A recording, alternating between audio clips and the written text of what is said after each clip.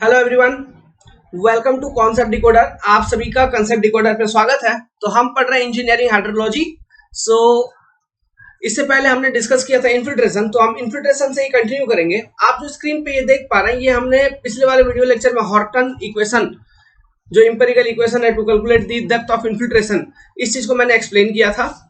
And इस video में हम वो जो इक्वेशन मैंने बताया था इससे पहले वाले वीडियो लेक्चर में, उसको यूज करके सम क्वेश्चन सॉल्व करेंगे जो कि गेट और ईएससी में कन्वेंशनल में आए हुए हैं। ओके, चलिए शुरू करते हैं विदाउट लूजिंग एनी टाइम। तो सबसे पहले देखिए, जैसे हॉर्टन इक्वेशन था एक empirical equation to calculate the infiltration depth, उसी तरह से और भी डिफरेंट इंपेरिकल इक्वेशन है जिसको हम यूज कर सकते हैं to calculate the infiltration depth. वो इक्वेशंस कौन कौन से, उसके नाम एग्जाम में पूछे जा सकते हैं कि this equation belongs to this equation, represent ये इक्वेशन इसके लिए काम आता है, ये इक्वेशन का ये काम है ना। तो Philips equation, Green Ampt equation, Kostiakov equation, ये जो तीन इक्वेशन है नाम लिखिए बस। Okay, other empirical equation to measure infiltration depth, नाम लिख लीजिए। अब इसमें से मैं बताता हूं आपको, और अंदर अगर क्वेश्चन पूछ देगा तो पूछेगा भी तो ये ग्रीन एम्प्ट वाला जो इक्वेशन है इससे पूछेगा, ठीक है। ऊपर वाले इक्वेशन से भी पूछ सकता है। ये दोनों जो कॉन्सेप्ट है ना, दोनों सॉइल मैकेनिक्स में डार्सी लॉ पढ़ाया था मैंने परमिएबिलिटी वाला चैप्टर में, तो उसी पर आधारित है। डार्सी लॉ पर ये दोनों कॉन्सेप्ट बेस्ड है। Okay, based on concept of Darcy law. Clear है? इससे ज्यादा जानने की जरूरत नहीं है, इससे ज्यादा अंदर जाएगा भी नहीं। ओके, मेन जो आपका क्वेश्चन आएंगे वो आएंगे हॉर्टन इक्वेशन से।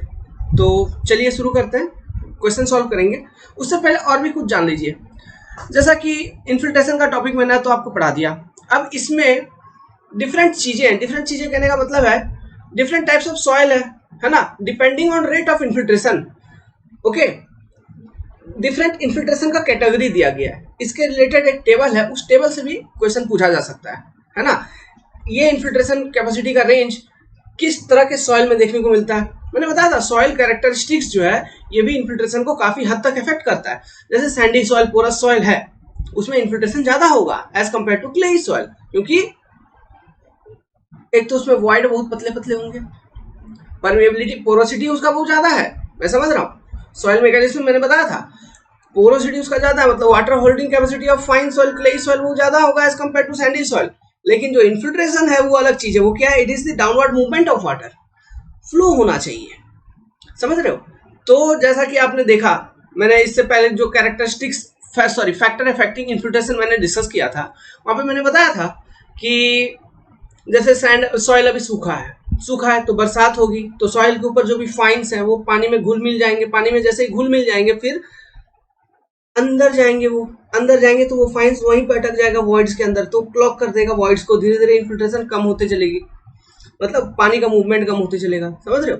कॉम्पैक्शन होगी रेनफॉल के द्वारा, मैन एंड ह्यूमंस या फिर एनिमल्स के द्वारा कॉम्पैक्शन, इन सब चीजों के कारण इन्फिल्ट्रेशन कहीं ना कहीं कम होती है। धीरे धीरे इन्फिल्ट्रेशन कैपेसिटी ग्रेजुअली कम होते चलती है ना।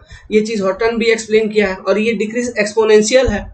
ओके, हॉर्टन इक्वेशन जो मैंने पहले बताया था, आपने देखा होगा, e⁻⁻ का एक वैल्यू आ जाता है, तो ये एक्सपोनेंशियल डिक्रीज आता है इसमें, है ना। ये चीज भी पूछेगा कि किस फॉर्म में डिक्रीज होता है, तो एक्सपोनेंशियल। समझ में आ रहा है? तो इसी से रिलेटेड एक टेबल है कि corresponding to different infiltration capacity कौन कौन सा सॉइल आ सकता है उस कैटेगरी में। ओके, और उसको हम क्या कहेंगे, तो उस टेबल को मैं बना देता हूं, जस्ट नोट कर लेना है। सो ये टेबल आप लिखिए, आपको स्क्रीन पे दिख रही होगी। तो इसमें 3 कॉलम है। पहला कॉलम हैंडराइटिंग के लिए माफ करिएगा, मेरा ऐसा ही है, इन्फिल्ट्रेशन क्लास। दूसरा इन्फिल्ट्रेशन कैपेसिटी, ठीक है। इन्फिल्ट्रेशन कैपेसिटी हम यहाँ पे देख रहे हैं mm पर आवर में, यूनिट्स में। और यहाँ पे सॉइल एंड इट्स कंडीशन या फिर और रिमार्क आप एक टेबल लिख सकते हो। इसमें कुछ कुछ पॉइंट बताऊंगा, एग्जाम में हो सकता है पूछ ले, लेकिन ये जरूरी है। कौन सा? पहला 2 कॉलम को ध्यान रखना जरूरी है। इन्फिल्ट्रेशन क्लास वेरी लो, मतलब इन्फिल्ट्रेशन इज वेरी लो हम तब कहेंगे जब इन्फिल्ट्रेशन कैपेसिटी जो है it is less then 2.5 mm per hour. ऐसा अगर कोई कंडीशन बन रहा है तो हम कहेंगे इन्फिल्ट्रेशन इज वेरी लो। और ये किस तरह के सॉइल में जनरली देखा जाता है, मान लो कोई क्लेई सॉइल है, उसका बहुत बड़ा टीला है, मतलब वो बहुत या फिर बहुत अधिक डेप्थ तक क्लेई सॉइल है, तो ऐसे सॉइल कंडीशन में आपका इन्फिल्ट्रेशन कैपेसिटी काफी लो रहेगा। Highly clayey soil,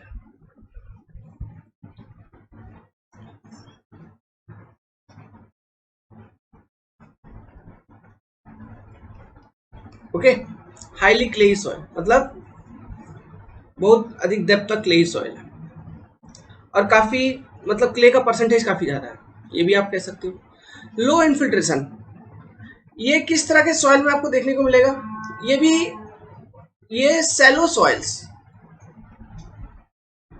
shallow soil, shallow soil कहने का मतलब है क्लेई, सैलो क्लेई सॉइल आप ऐसे लिख सकते हो, है ना। सैलो सॉइल कहने का मतलब है क्ले तो है लेकिन उतना ज्यादा डेप्थ तक क्ले नहीं है, कम डेप्थ तक है, तो उसमें इन्फिल्ट्रेशन चूंकि कम डेप्थ तक है तो वो डेप्थ को जैसे ही ओवरकम करेगा फिर तो आपका मतलब ये डाउनवर्ड मूवमेंट तेजी से होगी, तो कोई ना कहीं वेरी लो के कंपैरिजन में थोड़ा ज्यादा होगा अगर आप डेप्थ रिड्यूस करते हैं, है ना।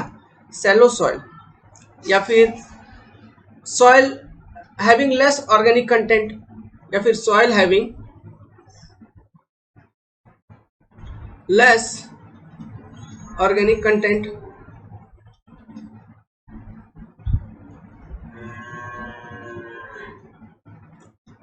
मीडियम सैंडी लोम या फिर सिल्ट,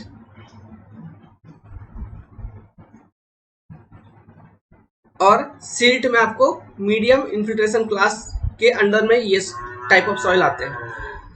हाई इन्फिल्ट्रेशन किस में है, हाईली पोरस सॉइल, है ना, या फिर डीप सैंड, डीप सैंड। दूसरा sand with good under, soil with good under drainage, है ना, जिसमें मतलब काफी अच्छा परमेबिलिटी है, काफी अच्छा डाउनवर्ड मूवमेंट ऑफ वाटर हो पा रहा है, अंडर ड्रेनेज सिस्टम काफी अच्छा है सॉइल का, है ना, मतलब अंदर काफी खोखला है वो काफी अच्छे वॉइड्स हैं, तो उसमें अच्छा ज्यादा पानी वो एब्जॉर्व करेगा, ज्यादा उसमें इन्फिल्ट्रेशन होगा वाटर का, ज्यादा हाई रेट से होगा, समझ रहे हो। तो वही चीज है soil with good under drainage.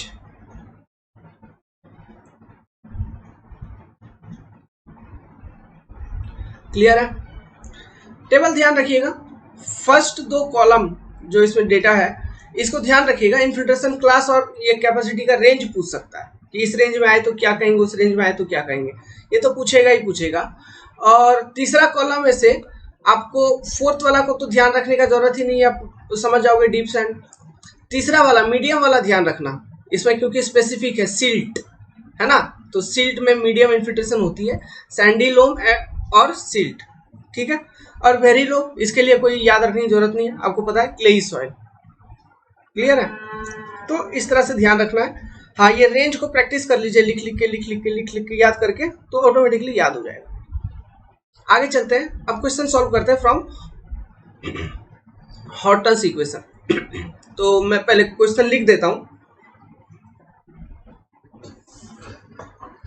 तो बड़ा सिंपल सा क्वेश्चन है, देखिए क्वेश्चन पढ़िए। इस तरह के क्वेश्चन आपको गेट और ईएससी दोनों जगह आपको देखने को मिलेंगे। ओके, ईएससी कन्वेंशनल में आपको आ जाएगा और गेट में तो आ ही जाएगा। इस तरह के क्वेश्चन में कैलकुलेटर यूज होता है, तो इसलिए ये कन्वेंशनल या फिर गेट जैसे एग्जाम में आ सकता है। गेट में 2 मार्क का क्वेश्चन ये इजिली अच्छा क्वेश्चन बनता है। ओके, और बहुत बार आए भी हैं इस तरह के क्वेश्चन। तो क्वेश्चन पढ़िए। क्वेश्चन में डेटा आपको दिया है, initial infiltration rate is 10 mm per hour, final rate of infiltration दिया है 5 mm पर आवर, ठीक है। हॉर्टन्स डीके कांस्टेंट, मतलब ये किसका वैल्यू दिया है, ये कहीं ना कहीं के का वैल्यू दिया है, के का वैल्यू यहाँ पे बताया है 0.95। देखो इसका यूनिट भी पूछ सकता है कभी कभी, तो इसका यूनिट होता है टाइम इनवर्स में, टाइम इनवर्स में, ठीक है, मतलब ये रेड्यूसिंग है ना, डीके हो रहा है, तो टाइम इनवर्स में इसके यूनिट रहते हैं। तो अब क्वेश्चन कहता है कि ये सारा डेटा देके कि कैलकुलेट टोटल इन्फिल्ट्रेशन डेप्थ निकालना है for a storm lasting 6 hour. कोई एक स्ट्रोम है जो कि स्टार्ट हुई और 6 घंटे तक बरसात होते रही, और ये सारे डेटा आपको है कि इनिशियली जब बरसात शुरू हुआ तो इनिशियली इन्फिल्ट्रेशन जो था, इनिशियल इन्फिल्ट्रेशन जिसको हम एफ नॉट कह सकते हैं, इसको मैं बताता हूँ 10 mm पर आवर।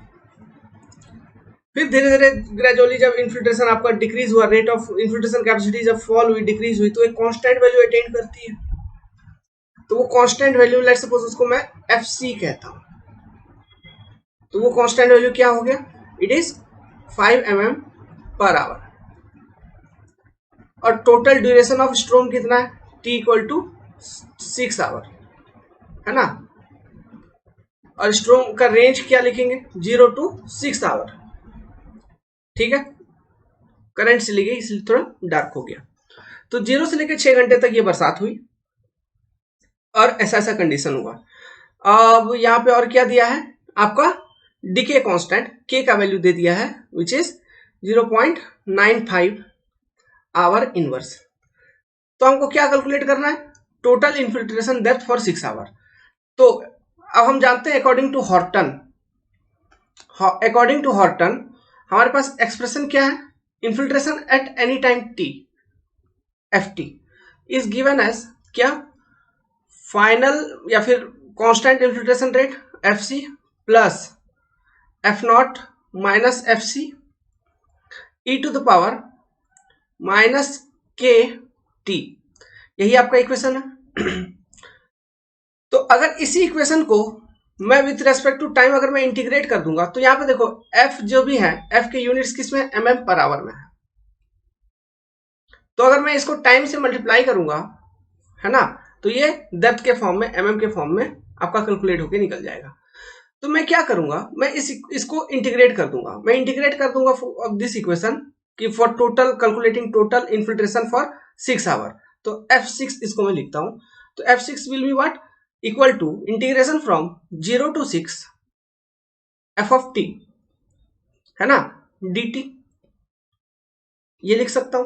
तो 0 to 6 ये रेंज हो जाएगा, मतलब 0 से शुरू हुआ और 6 घंटे तक लास्टिंग हुआ, तो ये आपका टाइम का रेंज हो गया। इस रेस्पेक्ट में इंटीग्रेट कर देंगे, तो इसको मैं एक्सपेंड करूं तो क्या लिख सकता हूं, इंटीग्रेशन 0 to 6, हाँ, ब्रैकेट क्या हो जाएगा, f c plus f naught minus f c e to the power minus k t, आपका ये हो जाएगा, ठीक है। फिर ब्रैकेट क्लोज कर दीजिए, फिर डी टी। अब इसमें वैल्यू को हम सब्स्टिट्यूट कर देते हैं सबसे पहले, ओके, वैल्यू सब्स्टिट्यूट करें, मतलब इसका वैल्यू कैलकुलेट कर लेते हैं, एफ टी का वैल्यू क्या हो जाएगा, या फिर इसी में आप कैलकुलेट कर लीजिए। Integration 0 to 6 f c equal to कितना है, 5, bracket 5 plus f naught minus f c 10 minus 5 e to the power minus ये कितना होगा 0.95 इंटू टी। टी आपका यहाँ पे कितना है, टी तो मतलब कितना वो तो छोड़िए, टी हम इसको वेरिएबल रखेंगे, क्यों, क्योंकि हमको इंटीग्रेट जो हम कर रहे हैं ये विद रेस्पेक्ट टू टी ही कर रहे हैं, तो टी को हम वेरिएबल रख दिए इधर। अभी टी को हम कुछ भी नहीं किए, किसी तरह से नहीं छड़े, ब्रैकेट क्लोज, डी टी हो जाएगा। अब इसको और मैं सॉल्व करता हूं, मतलब और अंदर चलते हैं इंटीग्रेशन के, बड़ा सिंपल होते हैं इंटीग्रेशन, ठीक है। 0 to 6, अब इंटीग्रेशन को मैं ऐसे मतलब जो समेशन रूल होता है, मतलब डिफरेंट इंटीग्रेशन को अलग अलग चीजों में ब्रेक कर देंगे। मतलब हम लिख सकते हैं 0 to 6 5 times d t plus limit 0 to 6 5 e to the power minus 0.95 t d t, ऐसा लिख दिया। तो चलो इंटीग्रेट करते हैं। तो सबसे पहले ये 5 तो कांस्टेंट है, 5 निकल गया बाहर, और डी टी का इंटीग्रेशन क्या होगा, केवल टी, लिमिट क्या रह जाएगा 0 to 6 प्लस में क्या आ जाएगा आपका, देखो यहां पर भी 5 कांस्टेंट है, तो पहले 5 को हम बाहर निकाल लेंगे। अब अंदर में मेरा क्या बचा, केवल integration of 0 to 6 e to the power minus 0.95 minus 0.95, ध्यान रखना, टी डी टी, इसका इंटीग्रेशन बचा। तो इसको हम कैसे इंटीग्रेट करेंगे, तो इसके लिए मैं आपको एक फॉर्मूला बताता हूं। फॉर्मूला क्या है, ये आप अगर देखे होंगे एक्सपोनेंशियल का इंटीग्रेशन वगैरह, तो let's suppose integration of e to the power x d x है, तो it is what, it is nothing but e to the power x। Let's suppose कि integration of e to the power ax dx है, ठीक है। तो ये क्या हो जाएगा, तो ये आ जाएगी simply e to the power ax by a, है ना। यहाँ पे a क्या है, a is some constant, a is some constant, ठीक है। तो अब यहाँ पे नेगेटिव है, तो ये नेगेटिव को हम इस कांस्टेंट के साथ ही रखेंगे। तो देखिए मैं लिखता हूं, इसको कैसे लिखेंगे, 5 टाइम्स t 0 to 6, इसको ऐसे रखता हूं अभी, प्लस, तो इसका क्या हो जाएगा, देखो इसको हम लिख सकते हैं e to the power minus 0.95 t divided by minus 0.95 0 to 6। अच्छा 5 था मल्टीप्लीकेशन में, तो 5 इंटू इतना, तो ये हम लिख सकते हैं ऐसे, समझ में आ रहा है। तब अब इसको और प्रॉपरली एक्सपैंड अगर मैं करूं, तो मैं इसलिए कर रहा हूं क्योंकि एक बार एक क्वेश्चन में बता दूंगा अच्छे से एक्सपैंड करके, ऐसे तोड़ मोड़ के, तो डिफरेंट क्वेश्चन बनाने में, ताकि आपको कोई कंफ्यूजन ना हो। किसी बच्चे को इस इंटीग्रेशन को लिखने में भी प्रॉब्लम हो जाती है मैथमेटिक्स में, है ना, तो वो चीज आपको ना हो, तो इसलिए मैंने इसको भी एक्सपेंड कर दिया। जो जानते हैं वो इस पार्ट को स्किप कर सकते हैं। तो 5 क्या होगा, 6 माइनस 0 प्लस, देखो 5 इंटू ब्रैकेट में e to the power minus 0.95 into 6, ठीक है, डिवाइडेड बाई माइनस 0.95,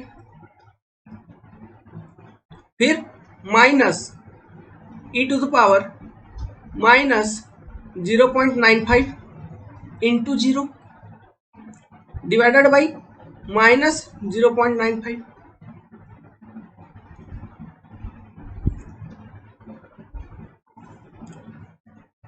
क्लियर है। तो देखो अब फिर इसको और एक्सपेंड करता हूँ, 5, तो ये 5 इंटू 6 लिख देते हैं यार डायरेक्ट, टेंशन क्यों है, 6 5 30 हो जाएगा, ये 30 में प्लस कुछ ऐड करना है हमको, तो ये 5 लिख दिया इधर। फिर अब अंदर देखो क्या गेम हो जाएगा, देखो यहाँ पे माइनस है, ध्यान से देखना, यहाँ पिंक से लिख रहा हूँ, इधर माइनस है इधर माइनस है, तो ये दोनों इधर ऐसे जाके ये क्या होगा, मतलब चाहे ये इस वाले टर्म में चाहे डिनोमिनेटर में माइनस हो, इसको आप बीच में लिख सकते हैं। तो अगर लिख दिए तो ये प्लस हो जाएगा ना, तो ये अंदर क्या हो जाएगा, अल्टीमेटली ये प्लस हो जाएगा, ठीक है। तो मैं यहाँ लिख सकता हूँ कि minus e to the power minus 0.95 into 6। अच्छा ये माइनस 0.95 इंटू 6 कितना हो जाएगा, अगर ये करेंगे तो माइनस 5.70 डिवाइडेड बाई 0.95 हम डायरेक्ट लिख देंगे। अब फिर ये माइनस माइनस प्लस हो गया भाई, तो 0.95 into 0 e to power 0 divided by 0.95। ये अंदर की बात हो गई गेम।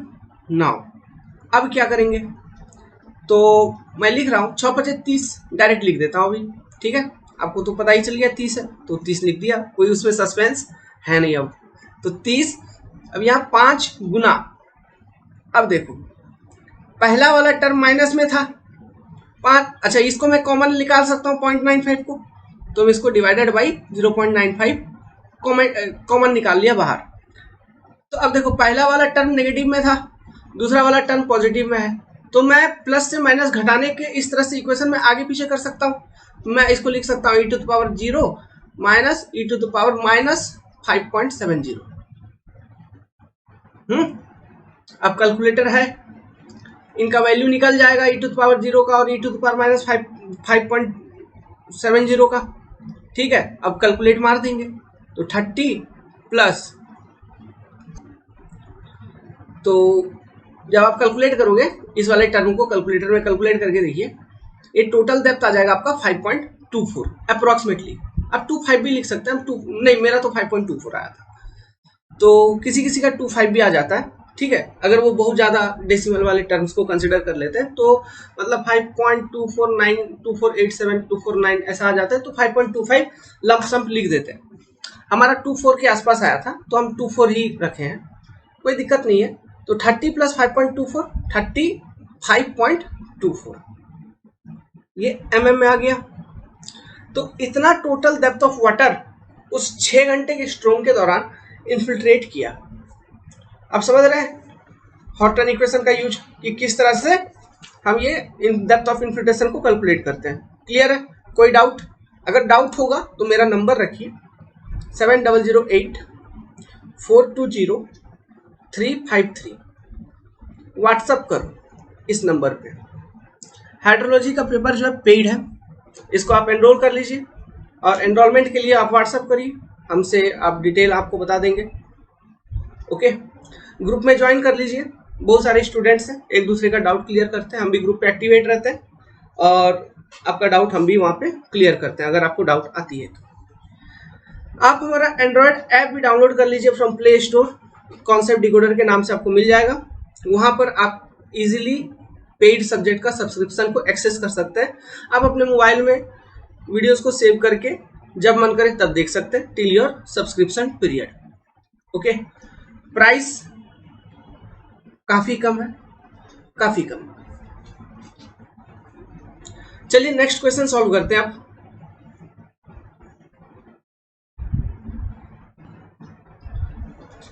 क्वेश्चन पढ़िए। The infiltration capacity of soil in a small water set was found to be 6 cm per hour before a rainfall event. It was found to be 1.2 cm per hour at the end of 8 hours of storm. If total infiltration during the 8 hour period of storm was 15 cm, calculate K value. सब data given है, केवल K का value यहाँ पे given नहीं है, मतलब Hortons decay constant, इसका वैल्यू हमको फाइंड आउट करना है। ट्राई करिए। तो देखिए इसको कैसे सॉल्व करेंगे। देखो हम बोल दिए ट्राई करिए, मतलब आपको वीडियो पॉज करना है, फिर क्वेश्चन लिख के एक बार कोशिश करना है। सॉल्यूशन तो मैं तुरंत ही बताऊंगा, है ना। तो देखिए अगर आपने ट्राई कर लिया है तो देखिए आपको एफ नॉट का वैल्यू गिवन है, और एफ नॉट का वैल्यू क्वेश्चन में कितना गिवन है, 6 था ना, हाँ 6 सेंटीमीटर पर आवर। एफ कांस्टेंट गिवन है 1.2 सेंटीमीटर पर आवर। टाइम ड्यूरेशन गिवन है 8 hour. Total infiltration depth during 8 hour, F8 इसको मैं लिख देता हूं, 15 सेंटीमीटर आपको गिवन है। तो हॉर्टन इक्वेशन क्या है? यूजिंग हॉर्टन इक्वेशन,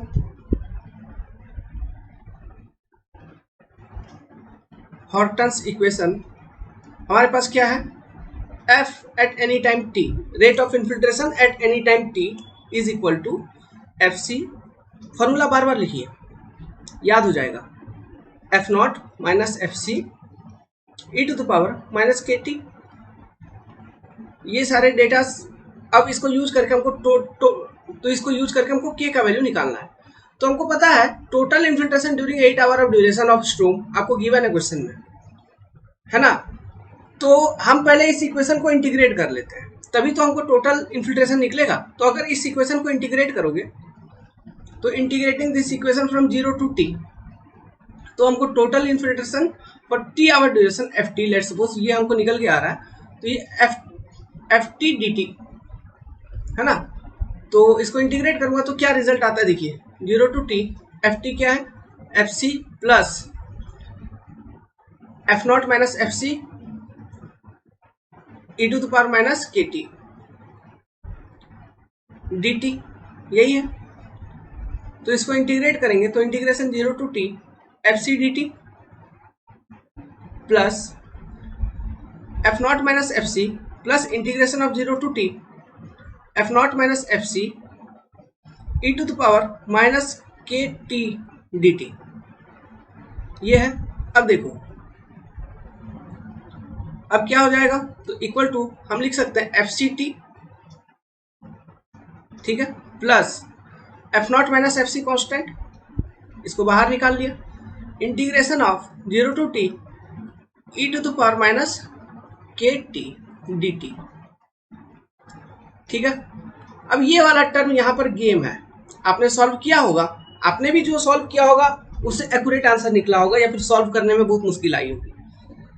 ठीक है, कैलकुलेटर से भी बहुत मुश्किल आता है इक्वेशन बना के इस तरह से सॉल्व करना, लेकिन हाँ आंसर निकलेगा। तो वो भी जो निकल रहा है वो भी सही है। लेकिन अब यहाँ पे हम क्या एज्यूम करते हैं, ठीक है, इसका इंटीग्रेशन हम कुछ अलग तरह से करते हैं। इस वाले टर्म का एक कॉन्सेप्ट है अपने पास कि integration of 0 to t e to the power minus kt dt, इसको इंटीग्रेट करना है। तो लेट सपोज कि लेट कि हम ये मानते हैं कि t इज इंफिनिटी, है ना, मतलब टाइम ड्यूरेशन जो है वो काफी लंबा है, काफी बड़ा है। अगर ऐसा है, हम ये एज्यूम यहाँ पे करते हैं, इसको हमेशा ध्यान रखिएगा। इस तरह के क्वेश्चन जब आपको k कैलकुलेट करने के लिए दिया है, ठीक है, तो आप डायरेक्ट कैलकुलेटर को यूज करके कैलकुलेट कर लीजिए तो भी एक रिजल्ट आएगा, है ना। अगर इस तरह से भी सॉल्व करोगे तो भी एक वैल्यू आएगा जो कि उसके करीब करीब ही रहेगा। तो इसको ज्यादा यूज करिएगा, this is your preferable concept. तो लेट की t tends to your infinity, बहुत लंबे समय तक बरसात हुआ, धीरे धीरे वो आपका जो इन्फिल्ट्रेशन जो मतलब 6 सेंटीमीटर पर आवर का हो रहा था, वहां से बहुत धीरे धीरे बरसात होते गई, सॉइल मॉइस्चर को एब्जॉर्ब करते गया, तब जाके आपका जो इन्फिल्ट्रेशन है 1.2 सेंटीमीटर पर आवर पे आके कांस्टेंट वैल्यू अटेन करके फिर चल रहा है। तो ये लंबे समय तक चल रहा है। तो इसलिए हम यहाँ पे t इक्वल टू इन्फिनिटी मान लेते हैं to calculate the decay constant. ये सही कॉन्सेप्ट है। ओके, आप t इक्वल टू वहां पे 8 आवर्स जो है वो पुट करेंगे तो उस 8 आवर्स के दौरान वाला निकलेगा, लेकिन हमको तो एक जनरल वैल्यू निकालनी है उसकी। तो वो निकालने के लिए हम क्या करेंगे, t इन्फिनिटी मान लेंगे। अगर आप t इन्फिनिटी मान लोगे तो integration of 0 to t tends to infinity will be equal to, इसका रिजल्ट जो होगा it will be simply 1/k, और कुछ नहीं। क्लियर है? It will be simply 1/k, 1/k। ये बात समझ में आई? इसको नोट बना के लिख लो। ओके,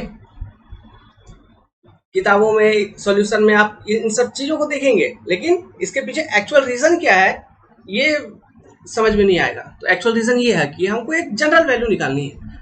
तो ये एक लंबे समय में ये रिड्यूस हो रहा है ना, ये तो डीके कांस्टेंट है। हमको उस 8 घंटे के दौरान का नहीं निकालना है।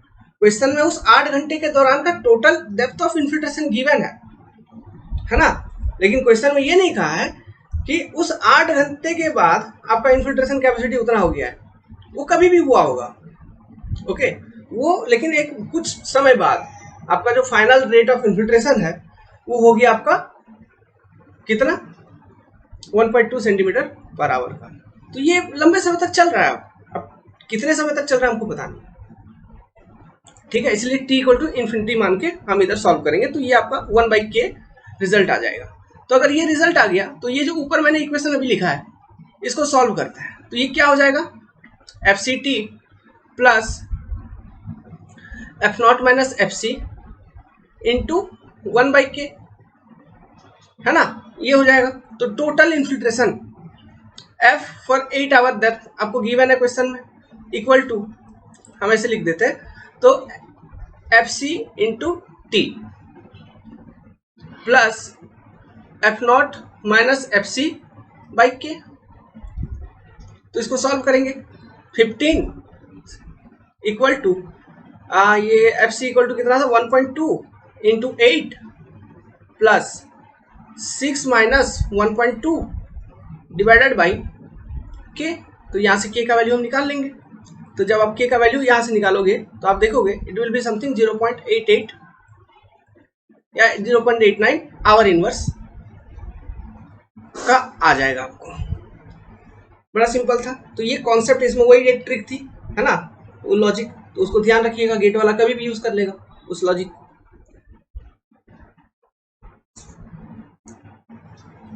तो क्वेश्चन पढ़ना है, क्वेश्चन पढ़िए। Rainfall over A catchment area in 3 consecutive hours are 4 centimetre, 5 centimetre and 3 centimetre respectively. एक कैचमेंट एरिया है जिसमें 3 लगातार घंटों में, पहला घंटा, दूसरा घंटा, तीसरा घंटा, पहला घंटा में 4 सेंटीमीटर की बारिश हुई, दूसरे में 5, तीसरे में 3 cm की। ये डेटा आपको गिवन है। नेक्स्ट कहता है estimate the surface run of from the basin assuming negligible surface retention and evaporation losses. आपको क्या कैलकुलेट करनी है? आंसर किस चीज का बताना है? सरफेस रन ऑफ कैलकुलेट करके आंसर बताना है। क्या एज्यूम करके कि सरफेस रिटेंशन कुछ भी नहीं हुआ, मतलब पानी सरफेस पे रुकी नहीं, फ्लो होके निकल गई, और इवापोरेशन लॉस भी खत्म है। मतलब इसमें आपको रन ऑफ कैलकुलेट करने के लिए इवापोरेशन लॉस कैलकुलेट करने की भी जरूरत नहीं है क्वेश्चन में। क्लियर है? और ऐसा कोई डेटा भी नहीं दिया होगा कि इवापोरेशन लॉस को कैलकुलेट करें, नहीं तो हम कैलकुलेट करते फिर उसको यूज करके किसको, जो हमने ये बताया था आपको डाल्टन्स लॉ है ना, उसको यूज करके कैलकुलेट करते। नेक्स्ट, या फिर पैन इवापोरेशन का डेटा दिया रहता तो उसको यूज करके कैलकुलेट करते। तो ऐसा कोई डेटा नहीं दिया है तो इवापोरेशन लॉस को हम इधर कैलकुलेट करने का कोशिश ही नहीं करेंगे, क्वेश्चन में भी कह दिया है। Next, the infiltration loss can be, आगे कहा है क्वेश्चन में, the infiltration loss can be estimated using equation as follow. ये इक्वेशन आपको इन्फिल्ट्रेशन लॉस कैलकुलेट करने के लिए दिया है। तो एफ क्या है? इसमें इन्फिल्ट्रेशन है इन सेंटीमीटर पर आवर। चूंकि ये इक्वेशन एक तरह का इंपेरिकल इक्वेशन, इसने डायरेक्टली लिख दिया है तो इसमें जो यूनिट यूज किया गया है वो यूनिट भी बता दिया है। एफ सेंटीमीटर पर आवर में है और टाइम क्या है? आवर में है। From start of the rainfall, या फिर स्ट्रोम का स्टार्ट होने से अंतिम तक, मतलब 3 घंटे के दौरान का, यही होगा अल्टीमेटली। तो time is T is time from start of स्ट्रोम in hours, ये चीज गिवन है। तो आपको आंसर बतानी है रन ऑफ की। तो रन ऑफ इक्वल टू क्या होगा? रन ऑफ इक्वल टू क्या होगा? तो देखो सिंपल सा कॉन्सेप्ट है, जो आपको बरसात का डेटा दिया है उस 3 घंटे के दौरान, तो 3 घंटे के दौरान कितना बरसात हुई टोटल? 3, 4 और 5 cm। तो तीनों को ऐड कर देंगे, है ना, 8, 5, 13 cm। उतना सेंटीमीटर का बरसात हुआ टोटल। अच्छा 8, 4, 12 cm, सॉरी टोटल कितना सेंटीमीटर का? 12 cm का 3, 5 और 4 को ऐड करेंगे 12 cm। तो इतना टोटल बरसात हुई आपकी। इतना टोटल बरसात में चूंकि और किसी भी तरह का लॉसेस को कंसिडर करने के लिए नहीं कहा गया है, तो केवल एक ही तरह का लॉस यहाँ पे हुआ है, वो क्या है? Infiltration loss. कुछ पानी अंदर चला गया बरसात का। तो रन ऑफ से, टोटल रेनफॉल वॉल्यूम से हम टोटल इन्फिल्ट्रेशन डेप्थ अगर सब्ट्रैक्ट कर देंगे तो हमको क्या निकल जाएगा? Run of. क्लियर है? तो रन ऑफ डेप्थ निकालने के लिए हम क्या लिखेंगे? Total rainfall volume, total rainfall volume minus infiltration depth, infiltration depth उस 3 घंटे के दौरान। ठीक है, चलो भाई इतना तो आपने कॉन्सेप्ट अभी बना लिया। अब टोटल रेनफॉल वॉल्यूम तो कैलकुलेट कर लोगे इजीली, कितना 3 घंटे में कितना हुआ, कितना टोटल रेनफॉल डेप्थ, या फिर टोटल रेनफॉल डेप्थ लिख देते, इधर डेप्थ के फॉर्म में है तो डेप्थ लिख दिया। तो टोटल रेनफॉल डेप्थ कितना हो गया? 12 cm का टोटल रेनफॉल डेप्थ है। ये आपने पहले ही कैलकुलेट कर लिया, तीनों को ऐड कर दिया। चलो इसका एक ग्राफ बनाते हैं, जो आपको डेटा गिवन है।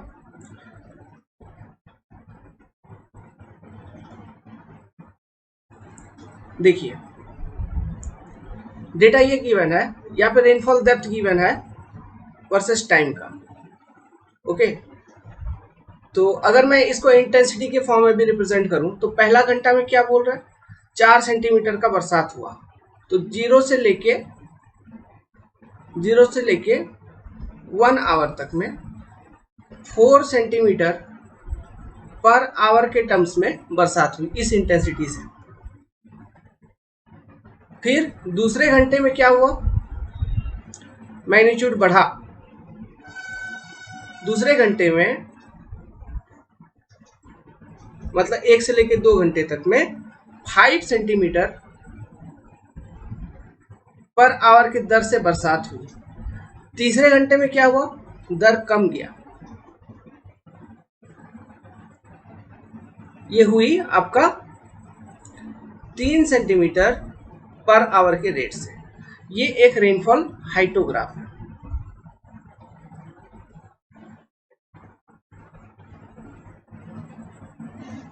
एक मिनट, कभी कभी हो जाता है, कलम फंस जाता है। Okay, rainfall hyetograph, HEYTOGRAPH। अब रेनफॉल हाइटोग्राफ, इससे भी ऑब्जेक्टिव क्वेश्चन पूछा जाता है, इसलिए डिस्कस कर रहा हूँ, ऐसा नहीं है।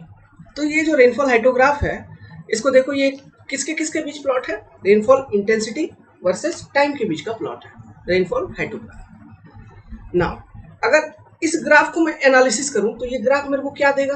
लेट सपोज मैं ये y कॉलम को x कॉलम से अगर मल्टीप्लाई कर दूं, ये चीज भी क्वेश्चन में पूछा जाता है, y को x कॉलम से मल्टीप्लाई कर दिया तो मेरे को ये क्या देगा? डेप्थ देगा, डेप्थ ऑफ रेनफॉल, या फिर वॉल्यूम ऑफ रेनफॉल आप कह सकते हो, या फिर total rainfall depth, total rainfall volume, या फिर टोटल रेनफॉल डेटा, किसी भी तरह से क्वेश्चन पूछ सकता है। तो रेनफॉल हाइटोग्राफ क्या देगा आपको? इसका जो प्रोडक्ट होगा, है ना, इसका प्रोडक्ट मतलब दोनों एक्सिस का प्रोडक्ट जब करोगे तो क्या देगा? Total rainfall. क्लियर है? सो यहाँ पे आप टोटल रेनफॉल कैलकुलेट करने की कोई जरूरी नहीं है, क्योंकि आप इजीली आप देख पा रहे हो हर एक घंटे का दिया है, तो ऐड कर दीजिए हर एक इंटेंसिटी को, तो वही होगा 3 घंटे के दौरान टोटल रेनफॉल। क्योंकि 5 गुना 1 प्लस 4 गुना 1 प्लस 3 गुना 1, तो 5 प्लस 4 प्लस 3 कितना हो गया? 12। समझ में आ रहा है? तो total rainfall volume, total rainfall depth equal to कितना है? 12 सेंटीमीटर। अब आपको इन्फिल्ट्रेशन लॉस कैलकुलेट करना है इसमें, तो इन्फिल्ट्रेशन लॉस में कैलकुलेट करता हूं। तो यहाँ पे देखो क्वेश्चन में आपको गिवन है कि इन्फिल्ट्रेशन लॉस को हम कैलकुलेट कर सकते हैं by using equation F equal to, just a minute, वो इक्वेशन मेरे पास था, कहाँ गया? मैं लिखा है पेपर में, F equal to 1.2 plus 4.2 e to the power minus 2.5t। ठीक है, तो अब मैं एक बेवकूफी करूंगा यहाँ पे, हमको तो टोटल इन्फिल्ट्रेशन डेप्थ निकालना है, 3 घंटे के दौरान कितना हुआ? हॉटन इक्वेशन दिया है, मैं क्या करेगा? सिंपली इंटीग्रेट कर देगा इसको, सेट बन के 0 to 3 आवर्स इंटीग्रेट कर दिया, आंसर निकल जाएगा। यही ना होता है, यही तो मैंने आपको सिखाया कि इंटीग्रेट कर देंगे तो आंसर निकल जाएगा। तो ये जो आंसर निकलेगा, हो सकता है कि ये आंसर गलत हो, इससे पहले हमको चेक करना पड़ेगा। क्या चेक करना पड़ेगा? कि देखो मैंने ये बोला था कि हॉर्टन इक्वेशन हमको तभी लगाना है जब आपका एक्सेस रेनफॉल मिल रहा हो, है ना, जब आपका रन ऑफ मिल रहा हो, उसी टाइम पीरियड से लेके आपका हॉर्टन इक्वेशन वैलिड होगा, उससे पहले नहीं।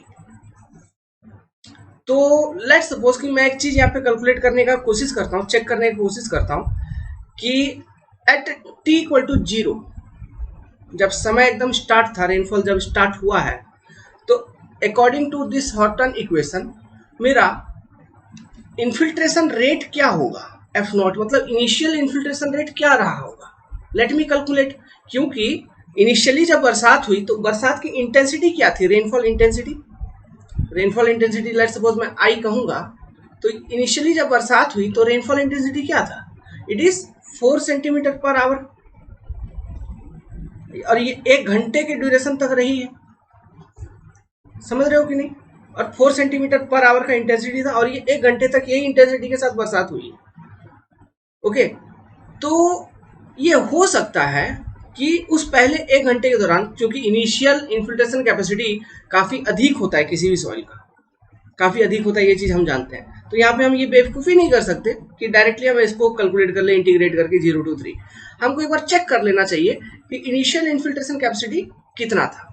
तो let's suppose F0 equal to क्या होगा, कैलकुलेट करें तो रेट, ये रेट बताएगा, है ना, और यहाँ पर भी इंटेंसिटी है, एक तरह का रेट ही है, ये भी रेट बताएगा। तो ये 1.2 plus 4.2 e to the power minus 2.5 into 0, तो 1.2 प्लस 4.2 इंटू 1, देखो बाबा रे बाबा, तो ये आ गया आपका 5.4 सेंटीमीटर पर आवर। मतलब एट टी इक्वल टू 0 है ना, आपका इन्फिल्ट्रेशन रेट जो था इट इज 5.4 सेंटीमीटर पर आवर। तो इसका मतलब ये हुआ, आप जब रेनफॉल इंटेंसिटी देखोगे है ना इनिशियली, तो रेनफॉल इंटेंसिटी आपका था 4 सेंटीमीटर पर आवर। तो इसका मतलब ये हुआ कि इनिशियली जितना भी रेनफॉल हो रहा है, तो मतलब इनिशियल जो इन्फिल्ट्रेशन रेट है सॉइल का according to this Horton equation जो रिक्वायर्ड है इट इज 5.4 सेंटीमीटर पर आवर। तो ये इतना रेनफॉल इंटेंसिटी है ही नहीं, तो वहां पे इनिशियली रन ऑफ का डेवलपमेंट हो ही नहीं रहा होगा। अगर रन ऑफ का डेवलपमेंट नहीं हो रहा है तो हम फ्रॉम स्टार्टिंग 0 आवर से हम हॉर्टन इक्वेशन नहीं लगा सकते, इसका मतलब यही हो गया। लेकिन हमको पता है, हॉर्टन बताया ये है कि जैसे जैसे आपका समय बढ़ेगा आपका जो इन्फिल्ट्रेशन रेट है ये ग्रेजुअली डिक्रीज भी हो रही है, एक्सपोनेंशियली डिक्रीज हो रही है ना, विद टाइम ये डिक्रीज भी हो रहा है। तो हो सकता है कि कभी ना कभी, जैसे इनिशियली आपका इन्फिल्ट्रेशन रेट एफ नॉट था, एफ नॉट बराबर था 5.4 सेंटीमीटर पर आवर, तो इस दौरान तो आपको पता चल गया कि किसी भी तरह का रन ऑफ जनरेट नहीं हो रहा, वो लॉस में ही गया, इन्फिल्ट्रेट हो गया पानी। लेकिन हो सकता है जैसे जैसे वो डिक्रीज करेगा, आपका क्या डिक्रीज करेगा, ये इन्फिल्ट्रेशन रेट है ना, तो कभी ना कभी वो 4 सेंटीमीटर पर आवर के आसपास आ जाए। लेट्स सपोज हम चेक करते हैं कि कब किस समय में वो 4 सेंटीमीटर पर आवर के बराबर आएगा। अगर 4 सेंटीमीटर पर आवर के बराबर नहीं आ रहा है, लेकिन कभी ना कभी तो आएगा, लेकिन वो टाइम क्या है वो हम निकाल लेते हैं एक बार। लेट्स सपोज कि हम निकाल के चेक करते हैं, अगर वो टाइम 1 घंटे के अंदर में आ गया तो हम आपको बताएंगे फिर आगे क्या करना है। ये बड़ा इंटरेस्टिंग कॉन्सेप्ट है, इंटरेस्टिंग क्वेश्चन है, इसको समझिए। समझ रहे हैं ना हम क्या कर रहे हैं अभी इधर। तो हम क्या करेंगे, वो टाइम निकालने के लिए कि कब आपका इन्फिल्ट्रेशन रेट 4 सेंटीमीटर पर आवर के बराबर हो गया, मतलब कि जिस रेट से आपका रेनफॉल हो रहा है और जिस रेट से आपका इन्फिल्ट्रेशन होगा वो दोनों बराबर हो जाए, वो समय क्या होगा। इसको निकालने के लिए मैं क्या करूंगा, सिंपली F इक्वल टू आई में सब्स्टिट्यूट कर दूंगा, ठीक है। अब F इक्वल टू आई, तो F इक्वल टू मेरा क्या दिया हुआ है यार, डेटा क्या था मैं बार बार भूल जा रहा है, जस्ट ए मिनट। हाँ, तो F इक्वल टू मेरा दिया हुआ है 1.2 plus 4.2 e to the power minus 2.5t ये दिया है। तो इक्वल टू आई में कितना रखना चाहता हूँ, मैं पहला आवर का चेक करना चाहता हूँ, 4 सेंटीमीटर पर आवर का मैं इंटेंसिटी रख देता हूँ, और फिर मैं ये टी निकाल के देखता हूँ कि अकॉर्डिंग टू हॉर्टन इस इक्वेशन के अनुसार कब वो इंटेंसिटी 4 के बराबर हुई होगी। जब वो हुई होगी उसके बाद आप हॉर्टन इक्वेशन लगा सकते हैं, है ना। तो वो टाइम लेट्स सपोज निकाल के चेक करते हैं। तो इसको सॉल्व करेंगे, इक्वेट करेंगे, तो 4.2 e to the power minus 2.5 t equal to 4 minus 1.2, so e to the power minus 2.5 t equal to 4 minus 1.2। Calculator मारिए, विदाउट कैलकुलेटर ऐसा क्वेश्चन सॉल्व नहीं होता है। ये इसको इक्वेशन सॉल्व करिए तो यहां से आप पता चलेगा आपको कि एट t इक्वल टू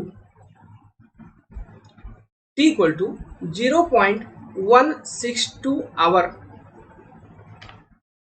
ठीक है। मतलब t का वैल्यू आ जाएगा 0.162 आवर, मतलब at t equal to 0.162 hour आपका इन्फिल्ट्रेशन जो है, वो इन्फिल्ट्रेशन रेट जो है वो क्या आ गया कि कौन सा वैल्यू अचीव कर लिया, इट इज अचीविंग 4 सेंटीमीटर पर आवर। और 0.162 आवर जो है it is less than 1 hour की नहीं, मतलब वो मतलब कि हम ये जो अब जो इन्फिल्ट्रेशन कर्व बनाएंगे, सॉरी हाँ हॉर्टन इन्फिल्ट्रेशन कर्व जो बनाएंगे, हम ऐसा बना सकते हैं क्या। देखिए मैं यहाँ पे हॉर्टन इन्फिल्ट्रेशन कर्व बनाता हूँ।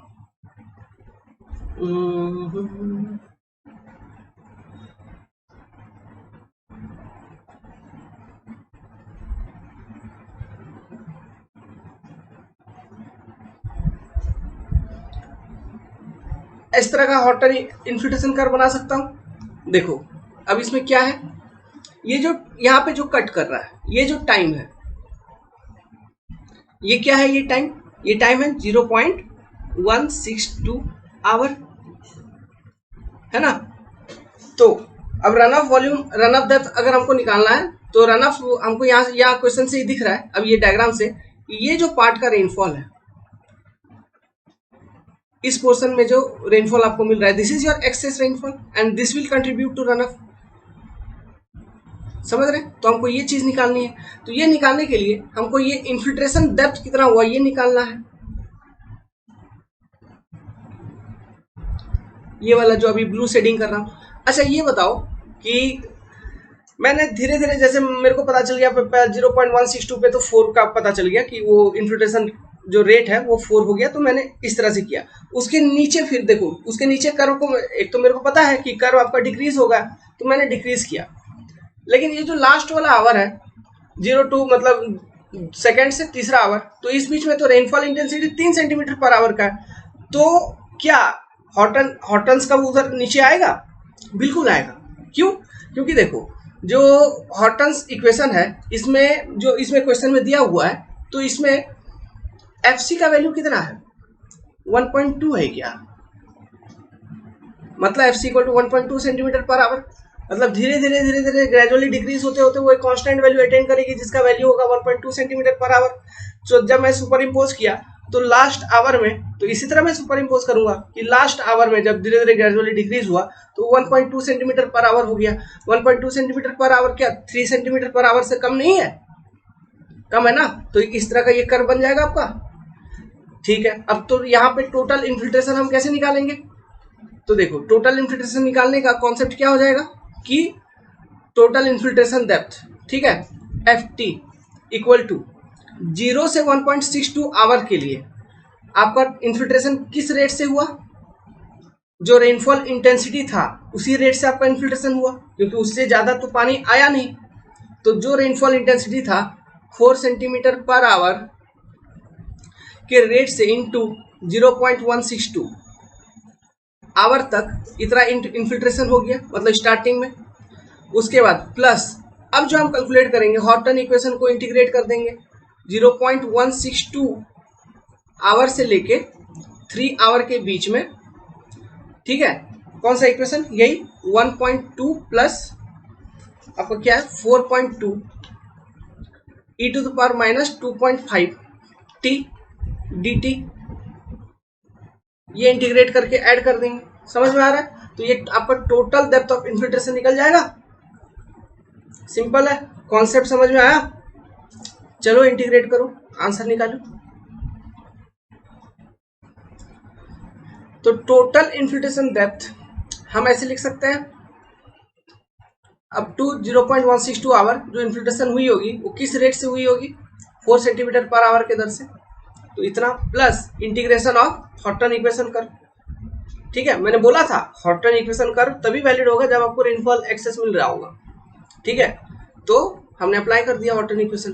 तो 0.162 से 3 आवर के बीच में हॉटन इक्वेशन अप्लाई कर दिया, इसको इंटीग्रेट कर देंगे। तो इसी इक्वेशन को मैं अगर एक्सपैंड करूं तो एक्सपैंड करके नीचे लिखा हूं, इंटीग्रेशन लिख दिया हूं इधर।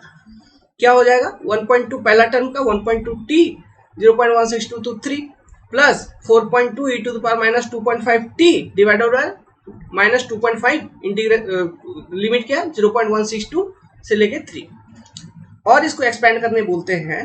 तो मैं कर देता हूं, लेकिन ये सब खुद करना होगा। ठीक है, कंफ्यूज इन सब चीजों में नहीं रहना है। तो देखो इधर क्या लिख सकते हैं 1.2 गुना हम डायरेक्टली इधर लिख दिए 3 माइनस 0.162, ये ब्रैकेट क्लोज ये क्लोज, प्लस अभी इसको एक्सपेंड करिए अंदर। तो इसको एक्सपेंड करेंगे तो क्या लिखेंगे? देखो ये 4.2 को कॉमन ले लेते हैं।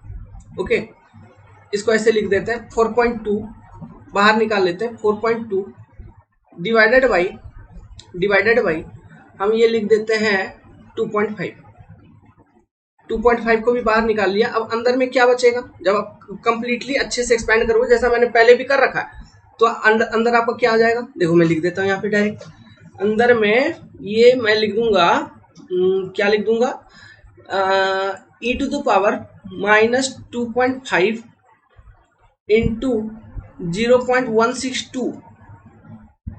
ठीक है, ये लिख दिया, माइनस में आ जाएगा इधर ये आ जाएगा e to the power minus 2.5 into 3, ये आ जाएगा। अब कैलकुलेटर मारिए और डेप्थ निकाल लीजिए। तो टोटल इन्फिल्ट्रेशन डेप्थ ये कितना आ जाएगा 5.174 सेंटीमीटर। हाथ से कैलकुलेट करने की जरूरत नहीं है, यूज कैलकुलेटर। ऐसा क्वेश्चन आंख बंद करके रखिए, गेट में या फिर ईएससी कन्वेंशनल में आएगा, ऑब्जेक्टिव नहीं पूछेगा। सो सरफेस रन ऑफ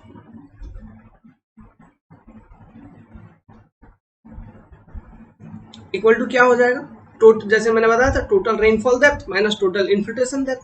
तो टोटल रेनफॉल डेप्थ, रेनफॉल जो हाइटोग्राफ आपको क्वेश्चन में गिवन है उसको यूज करके कैलकुलेट करेंगे। कैसे, 4 गुना 1 प्लस 5 गुना 1 प्लस 3 गुना 1 कितना 12, है ना। मतलब rainfall intensity into duration, rainfall intensity into duration, rainfall intensity into duration, यही कैलकुलेशन का तरीका है। इस यहाँ पर तो क्वेश्चन में डायरेक्टली वो 1 आवर का ड्यूरेशन दे दिया है, इसलिए वो तीनों को एक साथ ऐड कर देंगे, क्योंकि एक के साथ किसी को भी गुना करो तो उसका वैल्यू उतना ही रहता है, इसलिए हम डायरेक्टली ऐड कर दिए इधर, है ना। लेकिन दूसरा कोई ड्यूरेशन देता, है ना, और इंटेंसिटी उस ड्यूरेशन में अलग अलग देता। अगर मान लो कि ऐसा दे देता हाइटोग्राफ, ठीक है, ऐसा दे दिया, ये एक दे दिया, फिर ऐसा दे दिया, फिर ऐसा दे दिया, और ये ड्यूरेशन चेंज कर दिया। इंटेंसिटी मान लो यही 4 है ना, इसका इंटेंसिटी 5 सेंटीमीटर पर आवर है, ये इंटेंसिटी 5 सेंटीमीटर पर आवर में है, ये 4 सेंटीमीटर पर आवर में है, और ये 6 सेंटी, ये मान लो, अच्छा ये मान लो 3.5 सेंटीमीटर पर आवर में है,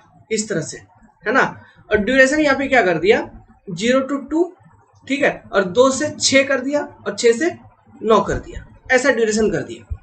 तो अभी इस वाले रेनफॉल हाइटोग्राफ से टोटल रेनफॉल डेप्थ कैसे कैलकुलेट करेंगे, 4 इंटू 2 प्लस 5 इंटू 6 माइनस 2 कितना हो गया 4, प्लस 3.5 इंटू 9 माइनस 6, 9 माइनस 6 कितना 3, समझ में आ रहा है। तो ये जो वैल्यू आएगा it will be total rainfall depth, बहुत अंदर की बात है, ठीक है। इसलिए क्वेश्चन ऑब्जेक्टिव इससे पूछ लेता है, 1 नंबर का ईएससी सब में मिल जाएगा, आपको ग्राफ दे देगा, बोलेगा टोटल रेनफॉल डेप्थ निकालो। हाइड्रोग्राफ से भी सेम क्वेश्चन आता है ना, इस तरह से। यूनिट हाइड्रोग्राफ का कॉन्सेप्ट हाइड्रोग्राफ बताएंगे जब वहां पे समझ में आएगा। इसके अगला वाला चैप्टर जो पढ़ाऊंगा मैं, ये पढ़ाऊंगा ये उसमें मतलब रिवर का स्टेज मेजरमेंट, है ना। कोई नदी है उसमें डिस्चार्ज कितना है, कैसे निकालेंगे, ये सब इन सब चीजों को देखेंगे। तो उसमें बहुत सारे थ्योरेटिकल क्वेश्चन आएंगे, ऑब्जेक्टिव क्वेश्चन वहाँ थ्योरी से बनते हैं, और बहुत सारे क्वेश्चन उस चैप्टर से बनते हैं, वो चैप्टर भी इंपॉर्टेंट है। उसके बाद हम हाइड्रोग्राफ वाला सेशन शुरू करेंगे, फिर वो सेशन शुरू हो गया मान लो हाइड्रोग्राफ, तो आपका हाइड्रोलॉजी ही खत्म हो जाएगा। उसके बाद और कुछ बचता नहीं है हाइड्रोलॉजी में। फ्लड राउटिंग का एक छोटा सा कॉन्सेप्ट बचता है जो कि लास्ट में बता देंगे, क्लियर है। तो मोटा मोटी अभी 2.5 चैप्टर और बचा हुआ है ये हाइड्रोलॉजी में, ठीक है। ये हो गया रेनफॉल हाइड्रोग्राफ का एनालिसिस, समझ में आ गया। तो इसी तरह से तो हमने ये कैलकुलेट कर लिया, कौन सा टोटल रेनफॉल डेप्थ कितना था 12 सेंटीमीटर, इन्फिल्ट्रेशन डेप्थ निकाल लिया, कितना आ गया minus 5.174 centimetre.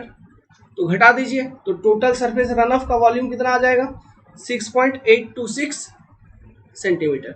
This is your run of depth, समझ में आया। अब देखो, अब क्वेश्चन में वॉल्यूम भी पूछ सकता था। अब अगर वॉल्यूम पूछता तो आपको वो जो कैचमेंट एरिया क्वेश्चन में कहा है उसका एरिया दिया रहता, तो उसी एरिया से आप इस डेप्थ को मल्टीप्लाई कर देते तो वो वॉल्यूम निकल जाता। अभी क्वेश्चन में रेट पूछ सकता था, डिस्चार्ज रन ऑफ रेट बताओ, है ना। तो आप ये 3 आवर ड्यूरेशन के लिए निकाल रहे हो, टोटल एनालिसिस जो है ये उस 3 घंटे के स्टॉर्म के लिए 3, है ना, क्योंकि 3 ही आवर का आपका रेनफॉल का ये था। तो हम क्या करेंगे, रन ऑफ रेट है, ये इन सब चीजों को हमेशा एवरेज के फॉर्म में बताया जाता है, ओके। जनरली अगर मैक्सिमम पूछता तो फिर अलग सोच के, मतलब हर किस घंटे में मैक्सिमम होगा ये तो हम बता ही नहीं सकते हैं वैसे, क्यों, क्योंकि अगर ऐसा होता तो हमको हर एक घंटे का, है ना, अपना कितना रन ऑफ डेवलप होगा वो कैलकुलेट करना होता, हर एक घंटे का अलग अलग, फिर हमको रन ऑफ डेप्थ मतलब उस घंटे में हमको मतलब वॉल्यूम निकाल के हमको ये करना होता, डिवाइड करना होता टाइम से, है ना, तब हमको मैक्सिमम वैल्यू निकलता। समझ पा रहे हो, सोच पा रहे हो तुम। इस तरह का भी क्वेश्चन आ सकता है गेट वगैरह में, नो डाउट, बहुत गंदा एग्जाम है, ठीक है। सो अभी यहाँ पे एवरेज वैल्यू ऑफ रेट बताना है तो आपने वॉल्यूम निकाल लिया एरिया से मल्टीप्लाई करके, तो वॉल्यूम बाय टाइम। अब टाइम क्या, एवरेज बताना है तो 3 आवर का ड्यूरेशन 3 आवर, डिवाइड कर देंगे वॉल्यूम बाय टाइम तो एक रेट निकल जाएगा, जिसको हम कहेंगे रन ऑफ रेट, कि उस रेट से रन ऑफ हुई। समझ में आ रहा है? किसी भी तरह से क्वेश्चन आपको पूछ सकता है, तो अपने आप को खोल के रखिए। तो this is a simple basic concept. पसंद आया तो लाइक करिए वीडियो। तो ये तो हमने कुछ क्वेश्चन प्रैक्टिस किए फ्रॉम इन्फिल्ट्रेशन। ओके, होप कि आपका बेसिक कॉन्सेप्ट जो था ये हॉटन इक्वेशन को रिलेटेड ये क्लियर हुआ होगा। और भी डिफरेंट बहुत सारे क्वेश्चन आए होंगे, आप उन सब कन्वेंशनल क्वेश्चन को प्रैक्टिस करिए। और वैसे हमारी कन्वेंशनल सॉल्विंग सेशन आएगी वंस आपका सब्जेक्ट कंप्लीट हो जाए, जो भी रिमेनिंग टॉपिक्स है, अभी 1-2 सब्जेक्ट है, वो कंप्लीट होने के बाद I will start ESC conventional session. Okay, तब उस दौरान और भी जो भी डिफरेंट क्वेश्चंस हैं वो सारे मैं फिर सॉल्व करवाऊंगा एक बार, तो कोई बात नहीं, लेकिन आप खुद से भी सॉल्व करिए, ठीक है। अब देखो, इन्फिल्ट्रेशन से रिलेटेड मैं कुछ इंपॉर्टेंट बातें बताता हूँ आपको। देखिए, बरसात हुई किसी एक कैचमेंट एरिया में, ठीक है, तो हम बेसिकली ये इन्फिल्ट्रेशन जो आपको पता है ये एक तरह का क्या है, this is one type of loss, abstraction from precipitation जो हो रही है, जो लॉस हो रही है। और ये लॉस को हम क्यों पढ़ रहे हैं, ताकि हम जो रन ऑफ है उसको कैलकुलेट कर पाए। जो भी उस कैचमेंट एरिया है, जो भी कैचमेंट एरिया में ये प्रेसिपिटेशन का एनालिसिस हम कर रहे हैं, तो उस कैचमेंट एरिया में एक नदी होगा, है ना, और इसी कैचमेंट एरिया में जो भी प्रेसिपिटेशन हो रहा है, सारा का सारा पानी सरफेस रन ऑफ से होते हुए ड्रेन आउट होके इस स्ट्रीम में फ्लो होगी, तो ये इस स्ट्रीम का रन ऑफ को इंक्रीज करेगी, डिस्चार्ज इसमें बढ़ाएगी, है ना। इसलिए हम पढ़ रहे हैं, तो कितना डिस्चार्ज बढ़ रहा है, क्या बढ़ रहा है, नहीं बढ़ रहा है, यही एनालिसिस है। तो इसलिए हम ये एक तरह का लॉस है जिसको हम कैलकुलेट कर रहे हैं। तो देखो, सोचो, मान लो कि ऐसा सॉइल है, कोई एक कैचमेंट एरिया का सॉइल ऐसा है जहां पर इन्फिल्ट्रेशन कैपेसिटी या फिर रेट्स जो भी है वो काफी लो है, ठीक है, वो कम है, और वो एक बहुत बड़ा स्ट्रोम है, मतलब जो बरसात हो रही है वो बहुत हैवीली हो रही है उस एरिया में। ये मान के चलो कि बरसात जो है बहुत हैवीली हो रहा है, बहुत हैवी मैसिव बरसात हुई, लेकिन उस सॉइल का वो जो कैचमेंट एरिया वहां पे इन्फिल्ट्रेशन रेट काफी कम है। तो इसका मतलब बहुत कम पानी सॉइल के अंदर पेनिट्रेट किया, तो मैक्सिमम पानी कहाँ रहेगा, सरफेस के ऊपर रहेगा। तो मेजर स्ट्रोम्स के केस में इन्फिल्ट्रेशन एक बहुत इंपॉर्टेंट रोल प्ले करता है। और मेजर स्ट्रोम्स, ये क्वेश्चन पूछ सकता है, लॉजिक है, अच्छा लॉजिक है। फॉर मेजर स्ट्रोम मतलब बहुत बड़ा स्ट्रोम जिसके कारण बाढ़ आ सकता है ना। क्यों, अगर इन्फिल्ट्रेशन कैपेसिटी कम है तो बहुत ज्यादा पानी लॉस नहीं हुआ, अगर बहुत ज्यादा पानी लॉस नहीं हुआ, बहुत ज्यादा पानी सरफेस रन ऑफ में अपीयर हुआ, तो वो सारा क्या कहा जाएगा, आपका वही रिवर या स्ट्रीम में डिस्चार्ज आएगा, मतलब उसका स्टेट जो है या फिर लेवल, जो वाटर लेवल, वो काफी बढ़ जाएगा। काफी बढ़ गया मतलब बहुत ज्यादा बढ़ गया, मतलब हम क्या कहें, बाढ़ आने की संभावनाएं हो जाती है ना। तो इसके कारण फ्लड भी आ सकता है अगर इन्फिल्ट्रेशन कैपेसिटी कम हुआ तो, समझ रहे हो। और इन्फिल्ट्रेशन कैपेसिटी अगर लो है, अगर ज्यादा है, तो ये थोड़ा फ्लड का जो डेंजर है उसको थोड़ा कम करेगा। तो इस पॉइंट को ध्यान में रखिए, लिखने की जरूरत नहीं है, बस ध्यान में रखना। और क्या है रिलेटेड टू इन्फिल्ट्रेशन, इन्फिल्ट्रेशन आपका क्या करता है, ग्राउंड वाटर को रिप्लेनिश करता है, मतलब ग्राउंड का सॉइल मॉइस्चर कंडीशन आपको बढ़ाता है, ठीक है, ये चीजें करती है इन्फिल्ट्रेशन। अब इस सॉइल मॉइस्चर कंडीशन चूंकि ये बढ़ा रहा है, तो वो सॉइल, वो जो मॉइस्चर उसको प्लांट वगैरह अपने ग्रोथ के लिए यूज कर सकता है। तो प्लांट वगैरह अगर ग्रोथ के लिए यूज कर रहा है, प्लांट वगैरह अगर ग्रो हो रहे हैं किसी एरिया में, वेजिटेटिव कवर आ रही है, तो सॉइल इरोजन नहीं होगा। मतलब सॉइल इरोजन मतलब समझ रहे हो, विंड वगैरह, वो सारा एक फैक्टर तो विंड बता रहा हूँ, बचपन में हम लोगों ने पढ़ा था, क्या है कि हवा वगैरह आती है, तो सूखा है सॉइल, धूल मिट्टी हो गया, तो धीरे धीरे सॉइल उड़ उड़ के एक जगह से दूसरी जगह जा रहा है, इसको हम सॉइल इरोजन कहते हैं, क्योंकि विंड उसको ले जाएगा, क्योंकि हल्का है सॉइल, है ना, तो धूल उड़ जाएगा, आप देखते हो, है ना, तो उसको सॉइल इरोजन कहते हैं। या फिर पानी फ्लो हो गई, फिर एक जगह से दूसरी जगह लेके चला गया सॉइल को, लेकिन उस अगर इन्फिल्ट्रेशन हुआ, सॉइल मॉइस्चर अच्छे से बढ़ा, ठीक है, फील्ड कैपेसिटी तक रीच हुई, प्लांट्स वगैरह अच्छे से मॉइस्चर को यूज कर पा रहे हैं, वेजिटेटिव कवर काफी अच्छा, हरियाली है सरफेस पे, तो ऐसे कंडीशन में क्या होगा, आपका सॉइल इरोजन थोड़ा डिक्रीज होगा। तो इन्फिल्ट्रेशन इस चीज को भी अफेक्ट करता है, तो ध्यान में रखना। एग्जाम में पूछ सकता है। अभी सोचो यार सॉइल इरोजन कैसे, तो ये लिंकअप है इसका। फिर सॉइल मॉइस्चर कंटेंट तो बढ़ा ही रहा है। मान लो कभी ड्राई कंडीशन है, ड्राई कंडीशन मतलब बरसात नहीं हुई है, अभी बरसात नहीं हुई है, तो क्या जो उस कैचमेंट एरिया में नदी है, रिवर है, उसमें पानी नहीं रहेगा, कभी कभी सूख जाता है लेकिन कभी कभी पानी रहता है। तो वो जो पानी कभी कभी रहता है, वो पानी, ये जो पानी अभी इन्फिल्ट्रेट हुआ ग्राउंड में, मैंने क्या बोला था, इन्फिल्ट्रेशन जब हो रहा है तो कुछ इसमें डिफरेंट सॉइल का जोन बताया था। ये ग्राउंड लेवल है सॉइल का, मान लो टॉप सरफेस है या वाटर टेबल है ना, तो इसके बीच का जो सॉइल है, ठीक है, ये इन्फिल्ट्रेशन जब होगा ये सैचुरेट हो जाएगा, मतलब इसके वॉइड्स में पानी कुछ होल्ड होंगे अगेंस्ट ग्रेविटी, जिसको हम फील्ड कैपेसिटी तक मॉइस्चर को बढ़ाना हम कहते हैं, है ना। उसके बाद जब ये कंडीशन सेटिस्फाई हो गया, इसको सेटिस्फाई होने के बाद जो भी अतिरिक्त पानी होगा वो ग्रेविटी फोर्स के द्वारा ग्राउंड वाटर टेबल में जाके मिल जाएगा और ये ग्राउंड फ्लो को कंट्रीब्यूट करेगा। और मान लो कोई नदी वदी इधर से बह रही है बगल से, है ना, तो ड्यूरिंग ड्राई सीजन, एक लॉन्ग टर्म इफेक्ट में अगर देखें, ड्यूरिंग ड्राई सीजन ये जो ग्राउंड फ्लो है ये रिवर में डिस्चार्ज के लिए, रन ऑफ के लिए कंट्रीब्यूट करेगी, जिस कारण से आपका स्ट्रीम में रन ऑफ आएगा, पानी रहेगा हमेशा। तो ये चीज इन्फिल्ट्रेशन के कारण होता है, समझ में आया। तो इन्फिल्ट्रेशन एक काफी इंपॉर्टेंट चीज है। और वेजिटेटिव कवर अगर होता है सरफेस के ऊपर, है ना, तो इन्फिल्ट्रेशन आपका इंक्रीज होता है। तो ये बात ध्यान रखिएगा, डिक्रीज नहीं होता है, ये इंक्रीज होता है। ओके, अगर आपको ये वीडियो हमारी पसंद आई तो यही चीज मैं बोलूंगा, आप हमारे वीडियो को लाइक करिए। हाइड्रोलॉजी का जो पेपर, इसमें आज ही एनरोल कर लीजिए। ओके, जो एनरोलमेंट फी है, जैसा हमारा हर पेपर का रहता है, it is same. The enrolment fee is ₹699 only, जिसमें आपको कंप्लीट कॉन्सेप्ट मिलेगा फॉर एनी एग्जाम। किसी भी एग्जाम को आप लगा सकते हो। गेट तो इजीली लगेगा, ईएससी इजीली लगेगा, एसएससी बहुत आराम से लगेगा, और अगर ये सब एग्जाम आराम से लग रहे हैं तो और भी डिफरेंट एग्जाम इजीली लग जाएंगे। आप हमारा सिविल इंजीनियरिंग का फुल पैकेज भी एनरोल कर सकते हैं, जो कि अवेलेबल है। ओके, सो एनरोल करने के लिए आप हमें कांटेक्ट कर सकते हो, संपर्क कर सकते हो at 7008-420-353। This is my number.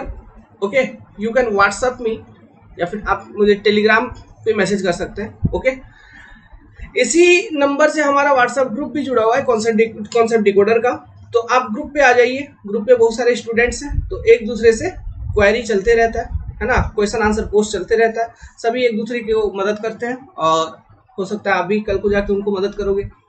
तो आप ग्रुप पे आइए, आपका स्वागत है। So well, with this I am ending this video here only. Channel को सब्सक्राइब करिए और शेयर करिए अधिक से अधिक। आप जहां आपने दोस्तों तक हेल्पफुल तक पहुंचाएंगे उतना हमें बेनिफिट्स है, आपको बेनिफिट्स हैं। It's a mutual understanding. मदद करिए, हेल्प करिए in sharing my videos, like my videos, and thank you. In next video I will upload, जो कॉन्सेप्ट रह गया, अभी क्या रह गया, phi index and W index, है ना। इसको मैं इसलिए छोड़ दिया क्योंकि इसको मैं अलग से स्टार्ट करूंगा, एक नया डायरेक्शन से स्टार्ट करूंगा।